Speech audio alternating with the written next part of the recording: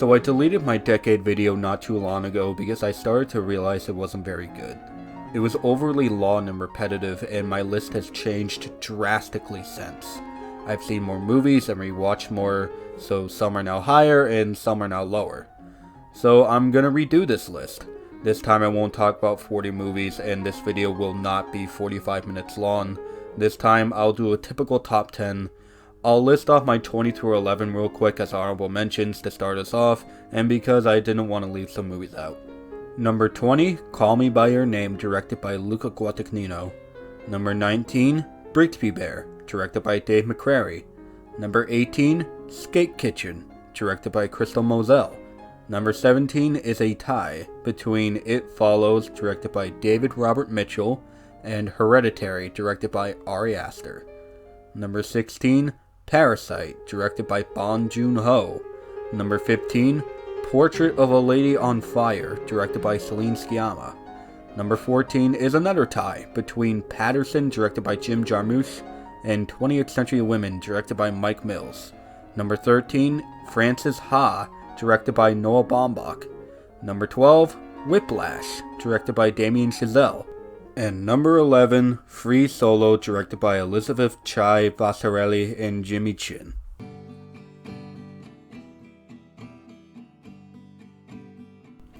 Inside Llewyn Davis is all about someone who just doesn't give up. The character of Llewyn is someone who, even though life constantly throws so much at him, he always gets back up and continues walking through. We learn that he's not a bad guy. He just doesn't have the best social skills, because his depression just gets in the way. The Coen brothers captured that beautifully. It uses folk music as a catharsis, and it presents itself as extremely peaceful, and something that doesn't get enough credit, I think, is the cinematography. The movie has a very unique color palette that looks very dull and bleak, but at the same time looks very uplifting and hopeful. In a film about a man who feels like there isn't hope to be had, there's always some sort of brightness in every shot, indicating that that kind of hope that Llewyn's been longing for is near. He just has to keep getting back up and not give up. I could have spent hours with this movie because the way this whole thing was written was perfect.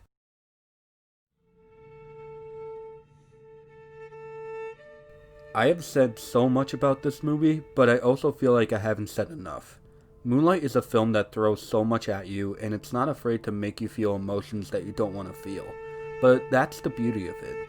The beauty lies within just how personal the story is, and how we witness Chiron as he tries to accept himself in a world that he feels wouldn't accept him. Moonlight is an ode to oneself, and how we should always continue on no matter the hardships and just be yourself. Barry Jenkins directs this as if you're literally watching this kid grow up right before your eyes, and you experience what he experiences. It always feels like you're walking right beside him, watching him break down mentally and looking into his family life. Moonlight is one of the most immersive films I've ever seen, and while the view on life may seem grim on the surface, deep down it couldn't be more hopeful, because the only way to succeed in life is to truly embrace who you are.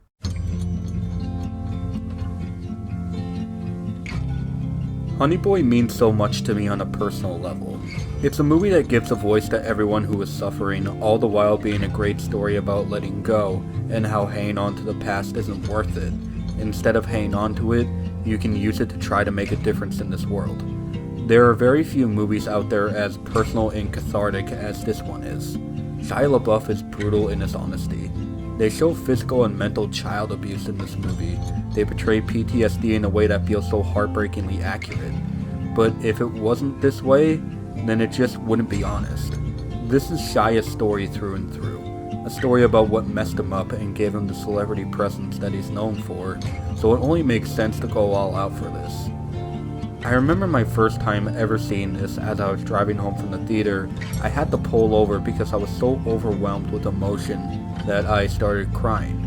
The movie made me reflect on my own life and how I want to use my own past to treat people the opposite of how I may have been treated.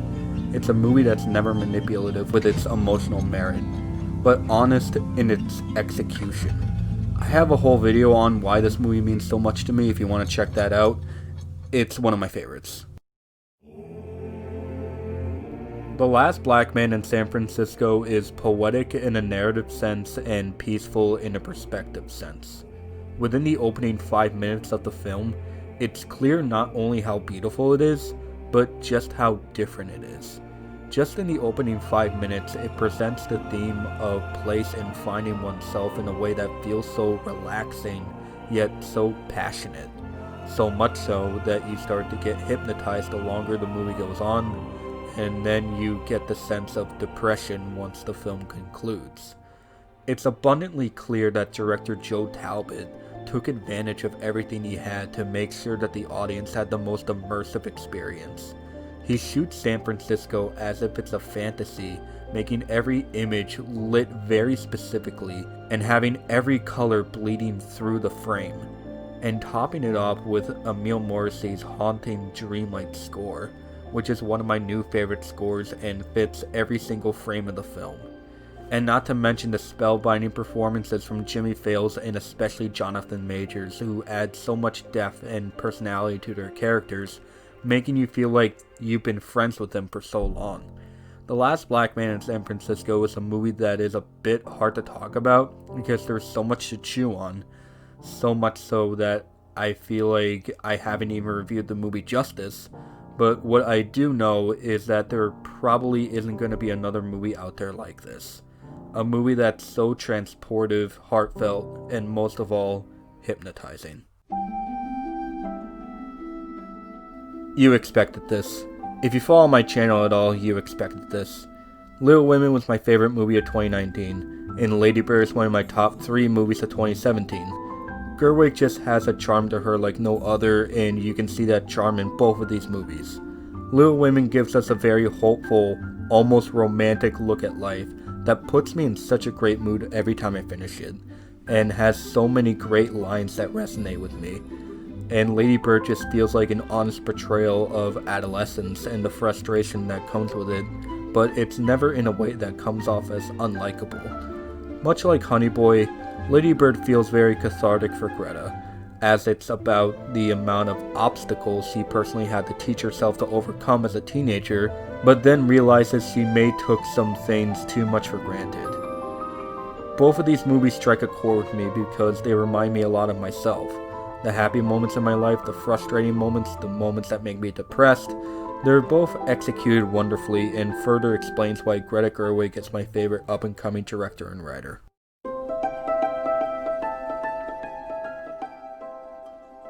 Again, if you know me at all, how many times can I talk about this movie? How many times? Everyone already knows how great it is, and it would honestly be dumb for me to get so analytical over a movie devoid of any seriousness, but that's why I love it so much. It's the most Looney Tunesy, ridiculous, hilarious ride, and it's one of the most stylistically pleasing movies I've ever seen. Every time I watch this, I notice something different, whether it be a new joke or an amazing technique Anderson was able to pull off with the editing and cinematography. I still don't understand how Anderson was able to pull off this storybook type feel and make every one of these sets look so realistic and lived in. As cartoony as this movie looks, it feels like it's the 1930s where the film takes place. Every single detail is so fleshed out that it's genuinely confusing to me how they filmed this in the way that they did. Anyway, yeah, I don't want to repeat myself for the 1000th time. What else can I say?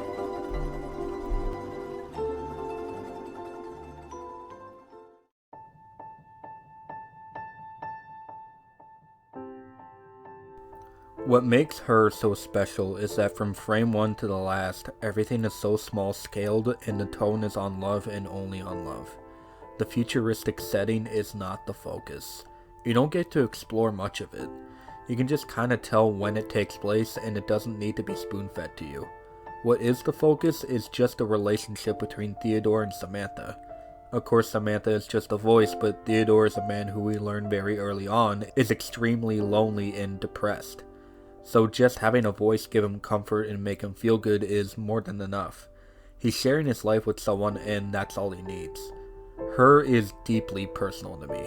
The elated nature Theodore seems to be in due to being in love is something I can deeply relate to. The overwhelming feeling of knowing that you're someone's one and true love is something that I can deeply relate to. It's beautiful.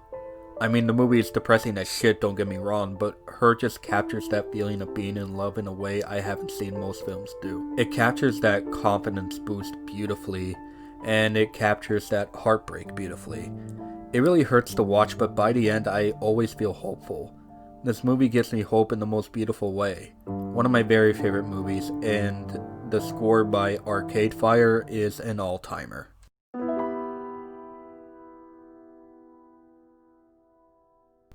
I may have dropped several jaws to the floor with this one because if you follow this channel, you know how obsessed I am with the Before trilogy. As a whole, I think the trilogy is perfect, and Before Midnight is no exception.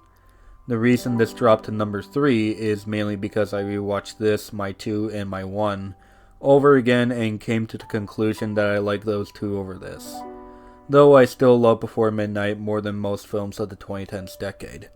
Before Midnight, I think, is one of the most mature portrayals of romance I've ever seen. The Before trilogy, for the most part, has shown a pretty light side of love. Now, Celine and Jesse aren't exactly the best people, but the entire trilogy is about realizing your partner's flaws and deciding whether or not you want to stay. And with Before Midnight, I believe that's most prominent because it's when they start to realize the flaws that they do have and how they want to work it out, if they want to work it out. When we all fall in love, we kind of lose this sense of the real world and just think that everything can work out fine. And while that can be true for some people, this film is also just telling us to get our heads out of our asses and grow up.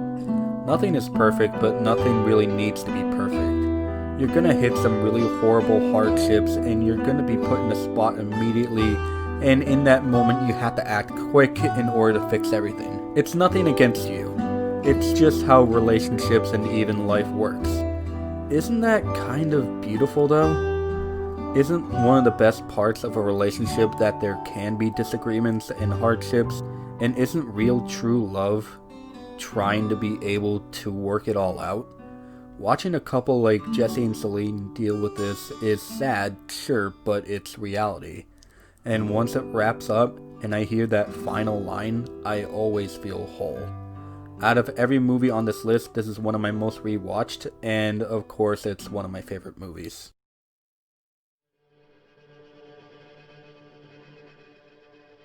If there's any movie out there that perfectly defines not only the 2010s decade, but the 21st century in general, it's this one. I truly believe that this movie is technically perfect. This isn't just a movie about Facebook. This is a film about how businesses get in the way of friendships and how it can cause mental isolation and flat out arrogance. From the moment it starts, you already know so much about that sort of tone, and you know so much about Mark as a person, and you just get a taste of the immaculate dialogue from Aaron Sorkin. This is easily the best script I've ever heard in a movie. It feels so timeless. There isn't a line of dialogue here that feels out of character or even outdated. It continues to surprise me that this came out in 2010. The film feels so confident in itself and tries to make everything stand out, and they succeeded at that. I honestly can't even begin to tell you how much this movie succeeds at everything. The music, the dialogue, the editing, the acting, David Fincher's direction, the opening, the ending, everything in between. It's all God tier. The music, dialogue, and editing in particular being the absolute best I've ever seen in a movie, hands down. I feel like I've seen this more times than any movie, but every time I watch it, there's always something new to appreciate. The Social Network is an experience beyond any meaning of the word.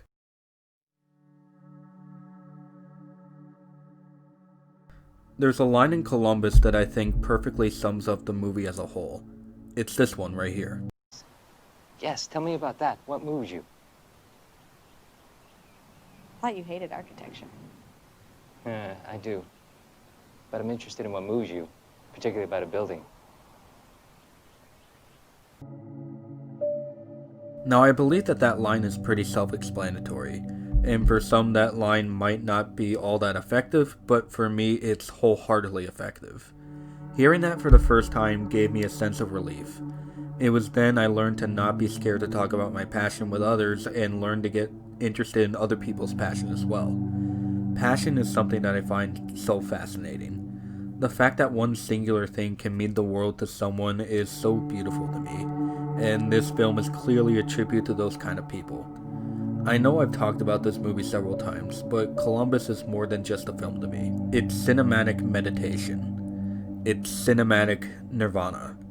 I know saying that might sound cheesy, but Columbus makes me feel a plethora of emotions that I've never felt before. The film feels like a support system. Every shot feels so warm and comforting, but at the same time, Kokonada himself is showing you his passion for the world around him. He wants every single landscape of Columbus in his frame, and he wants to focus on it in the most beautiful way possible. And that's the best way I can describe this movie. Beautiful.